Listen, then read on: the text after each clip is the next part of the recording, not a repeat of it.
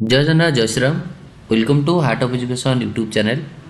पिला माने बहुत पिला कन्फ्यूजन अछंती प्रेजेंट एड्रेस आ परमानेंट एड्रेस को लेकिरी पिला माने कन्फ्यूजन अछंती सर आमे जो एड्रेस रहउछु सेठी जदी नीट रो सेंटर न पड़िबो ताले आमे हॉस्टल रहउछु कि मेस रहउछु आमे तार एड्रेस दबा को चाहूछु केमती कोन करिवु कोन नै देखंतु फर्स्ट ऑफ ऑल पिला माने तमनको मन रे जत्ते बेले जा डाउट आसीबो तमे फ्रीली आराम से कमेंट बॉक्स रे कमेंट करि परिबो। पेरेंट्स माने डाउट पचाउछंती पिला माने डाउट पचाउछंती तो येस मु हार्ट ऑफ एजुकेशन जो चैनलटा खोली तार गोटे गोल कि आपण मैंने समस्ते हेल्प पातु आपण मैंने समस्ते किसी इनफॉरमेशन पातु जमी किसी मिस्टेक न हुए। ठीक अच्छे चलते देखो ओडिशा रे कोटी कोटी सेंटर पड़े एनटीए ऑफिशियल साइट रे बा नीट रो इनफॉरमेशन बुलेटिन 2026 रो ही आपण मैंने भी देखि परिबे। मु आपन कहि दउची कोटी कोटी ना ओडिशा रो बरगढ़ रे आपनकर सेंटर रहिबो, मयूरभंज रहिबो, भद्रक रहिबो, ढेंकानाल रहिबो, जगतसिंहपुर रे सेंटर रहिबो, जाजपुर रे रहिबो, झारसुगुड़ा रहिबो, केन्द्रापड़ा रे अछि, नवरंगपुर रे अछि, नुआपड़ा रे अछि। तेणु करी केही व्यस्त होवा दरकार नै। अनुगुल रे भी जो पिला माने अनुगुल रो पिला माने से माने तम व्यस्त होवा दरकार नै। अनुगुल रे अछि हैला बरगढ़ रे अछि, मयूरभंज पिला माने तमे भी ओरिडबोनी मयूरभंज रे अछि, भद्रक रे सेंटर पड़िबो, ढेंकानाल पिला तम मान पई भी अछि, जगतसिंहपुर पिला माने पई अछि, जाजपुर पिला माने पई अछि, झारसुगुड़ा, केन्द्रापड़ा, नवरंगपुर, नुआपड़ा पिला माने पई अछि, अनुगुल पिला माने पई अछि। बालेश्वर ऑब्वियसली बालेश्वर रहिबो ही रहिबो। एपटे गंजाम ब्रह्मपुर रहिबो, ब्रह्मपुर गंजाम डिस्ट्रिक्ट रहिबो पिला माने पई। खोर्धा ऑब्वियसली भुवनेश्वर सेंटर रहिबो, कटक रहिबो, सुंदरगढ़ राउरकेला हरिका रहिबो, संबलपुर बलांगीर बहुत पिला बलांगीर साइड रो पिला संबलपुर साइड रो पिला माने माने जो बहुत बढ़िया पढ़ती तेणुक तुम मान भी सेंटर अच्छी संबलपुर बलांगीर कलाहांडी वा मस्त डिस्ट्रिक्ट तो कलाहांडी पिला अच्छी केउझर पिला अच्छी कोरापुट पिला अच्छी जयपुर अच्छी है डोंट वरी मालकानगिरी पिला तुम मान भी बढ़िया अच्छी गजपति पिला भी सेंटर अच्छी कंधमाल अच्छी रायगड़ा अच्छी पुरी अच्छी रायरंगपुर अच्छी तो डोंट वरी बहु जगार सेंटर अच्छी है तेणुक ओडार बहुत जगह सेक्टर अच्छी तुम जो कन्फ्यूजन हो प्रेजेंट एड्रेस और परमानेंट एड्रेस को लेकिन पिला देख धर गोटे पिला परमानेंट एड्रेस तो आपण मैंने निहत रूप से देवे जोटा आपणकर आधार कार्ड रे अच्छे से एड्रेसटा आप आज परमानेंट एड्रेस हिसाब से देवे किंतु धर किसी पिला चाहते आम प्रेजेंट एड्रेस कौटी कौन दब कौन ना देखो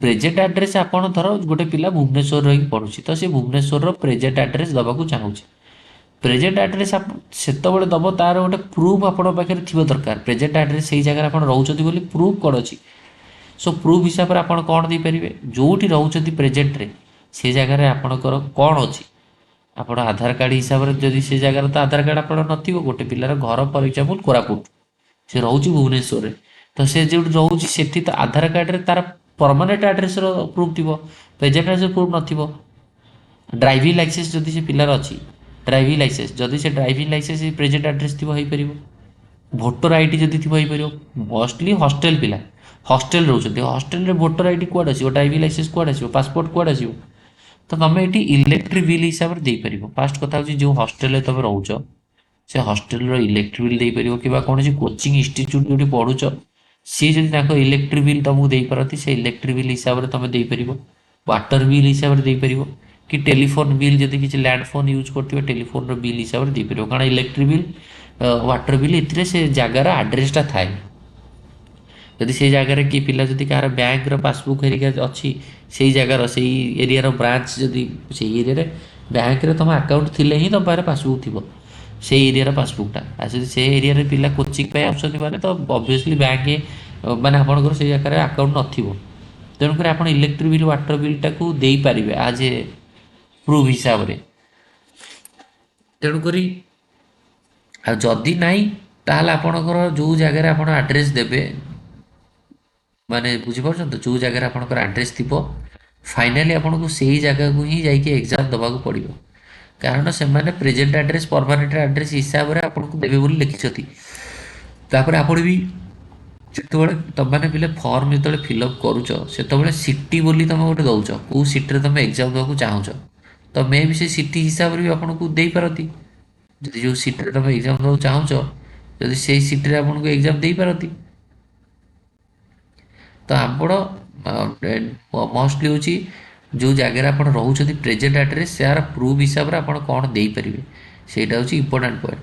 ତେଣୁକରି ପିଲାମାନେ ତୁମମାନେ ନିହାତି ରୂପରେ ଏଇଥିପାଇଁ ପିଲାମାନେ ବହୁତ ଓରିଡ୍ ଥିବେ।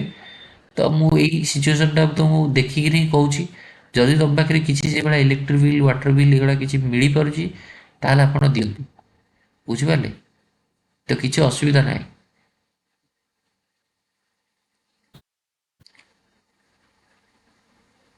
ତେଣୁକରି ଏଇଟା ତ ଫିଲ୍ଅପ୍ କରିବାକୁ ହିଁ ପଡ଼ିବ ଆପଣଙ୍କୁ। ଆଉ ନାହିଁ ତ ଆପଣ ଯେଉଁ ଜାଗାରେ ସେଣ୍ଟର ପଡ଼ିବ ସେ ଜାଗାକୁ ଆପଣ ଯିବାକୁ ପଡ଼ିବ।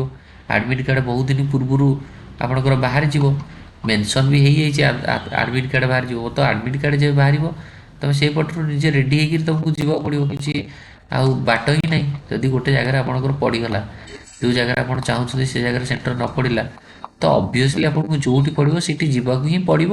ତା ପୂର୍ବରୁ ପ୍ଲାନ୍ କରିବାକୁ ପଡ଼ିବ। କିନ୍ତୁ ପିଲାଙ୍କର ଏହା ମାଇଣ୍ଡ ରହୁଛି କି ଆମେ ଗୋଟେ ଜାଗା ରହୁଛୁ, ମାଇଣ୍ଡ ସେଟ୍ ଅବଭିୟସ୍ଲି ସେଠି ରହିଯାଇଛି। ସେ ଜାଗାରୁ ଅନ୍ୟ ଜାଗାକୁ ଗଲାବେଳକୁ ଆମ ମାନେ କ'ଣ ଟାଇମ୍ ପଳେଇବ, କିଛି ଦିନ 2 ଦିନ 3 ଦିନ ଘଣ୍ଟା ଟାଇମ୍ ପଳେଇଗଲା ପରେ ସେ ଜାଗାରେ ମାଇଣ୍ଡଟା ଆଡ଼ଜଷ୍ଟମେଣ୍ଟ ହେଇପାରିବ ନ ହେଇପାରିବ, ସେଇଟା ହେଉଛି ପିଲାଙ୍କର ଇସ୍ୟୁ। ବଟ୍ ଯଦି ଆମେ ଟ୍ରାଏ କଲା ପରେ ବି ଯଦି ସେଇ ଜାଗା ନ ଆସିଲା ତ ଡେଫିନେଟଲି ଆମକୁ ଯେଉଁ ଜାଗାରେ ସେଣ୍ଟର ପଡ଼ିବ ସେ ଜାଗାରେ ହିଁ ଦେବା ପାଇଁ ବାଧ୍ୟ। ଆଉ ଏନ୍ଟିଏ ତରଫରୁ ବି ଅଫିସିଆଲ ନୋଟିଫିକେସନ୍ ଯେଉଁ ଇନଫର୍ମେସନ୍ ବୁଲେଟିନ୍ରେ ସେମାନେ ଦେଇଦେଇଛନ୍ତି ଆଡ଼ମିଟ୍ କାର୍ଡ଼ ବହୁତ ରିଲିଜ୍ ହେଇଯିବ। ତେଣୁକରି ପିଲାମାନେ ପ୍ରୋବ୍ଲେମ୍ ନ ନେବା ଦରକାର ହେଲା। ତେଣୁକରି ଆଡ଼ମିଟ୍ କାର୍ଡ଼ ଦେଖିକି ଯିବାକୁ ପଡ଼ିବ। ବଟ୍ ଏଇ ଛୋଟ ସଜେସନ୍, ଓଡ଼ିଶାରେ ଏଇଭଳିଆ ଜାଗାରେ ସବୁ ସେଣ୍ଟର ଗୁଡ଼ାକ ପଡ଼ିଛି। ଯେତେବେଳେ 2ଟାରୁ 5ଟା ଏକ୍ଜାମ୍ ଦେବ ତୁମମାନେ 11ଟା ବେଳକୁ ପହଞ୍ଚିବା ଦରକାର ସେଣ୍ଟରରେ। 1:30 ହେଉଛି ଲାଷ୍ଟ ରହିବ, କାରଣ 11ଟାରେ ପହଞ୍ଚିଲେ ତୁମର ବହୁତ ସାରା ପ୍ରୋସିଜିଅର୍ ଅଛି ହେଲା। ଇମ୍ପୋର୍ଟାଣ୍ଟ ଇନଷ୍ଟ୍ରକ୍ସନ୍ସ ଗୁଡ଼ାକ ଇନଭିଜିଲେଟର ମାନେ ତୁମର ଆଡ଼ମିଟ୍ କାର୍ଡ଼ ଚେକ୍ କରିବେ, ଇମ୍ପୋର୍ଟାଣ୍ଟ ଇନଷ୍ଟ୍ରକ୍ସନ୍ ଗୁଡ଼ାକ ଦେବେ। 1:30ରୁ 1:45 ଟେଷ୍ଟ ବୁକଲେଟ୍ ଗୁଡ଼ାକ ସପ୍ଲାଏ କରାଯିବ 1:45ରେ। ଆଉ ଟେଷ୍ଟ ବୁକଲେଟ୍ରେ ଆପଣ କ୍ୟାଣ୍ଡିଡେଟ୍ ମାନେ ଯେଉଁ ଲେଖିବେ 1:50 ସୁଦ୍ଧା। ଟେଷ୍ଟ ଷ୍ଟାର୍ଟ ହେବ 2ଟାରେ, ଟେଷ୍ଟ କନକ୍ଲୁଡ଼ ହେବ 5ଟାରେ, ସରିବ 5ଟାରେ। କିନ୍ତୁ PWD ପିଲାଙ୍କର ସରିବ 6ଟାରେ। ଏଇଟା ଇନଫର୍ମେସନ୍। ଠିକ୍ ଅଛି, ନିହାତି ରୂପେ ଆପଣଙ୍କୁ କିଛି ନା କିଛି ଆଇଡ଼ିଆ ପାଇସାରିଥିବେ। ତ ନିଟ୍ ରିଗାର୍ଡ଼ିଂ କାଉନ୍ସିଲିଂ ରିଗାର୍ଡ଼ିଂ ଯେତେବେଳେ ଯାହା ଡାଉଟ୍ ରହିବ ଆପଣମାନେ ଆରାମସେ ମୋ ସହିତ କଥା ହେଇପାରିବେ। ଭିଡ଼ିଓ ଏଣ୍ଡ କରିବା। ଥ୍ୟାଙ୍କ ୟୁ, ଧନ୍ୟବାଦ।